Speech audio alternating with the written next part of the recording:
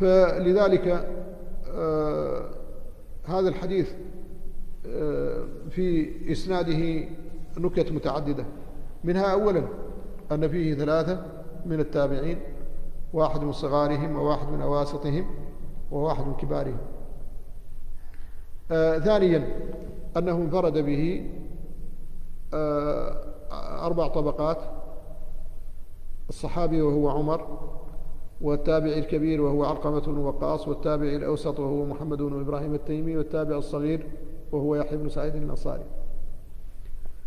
كذلك اجتمع في أدائه عدد من ألفاظ الأداء. في البخاري فيه قال: حدثنا الحميدي وعبد الله بن الزبير، حدثنا سفيان، لكن سفيان عن يحيى بن سعيد فجاء بالعنعنة أنه أخبره، جاء بالإخبار عن علقمة بن وقاص أنه قال: سمعت عمر بن الخطاب رضي الله عنه، هذا بله السماع، أنه سمع عمر بن الخطاب رضي الله عنه، سمع عمر بن الخطاب رضي الله عنه على المنبر قال: سمعت رسول الله صلى الله عليه وسلم يقول بله سمعته.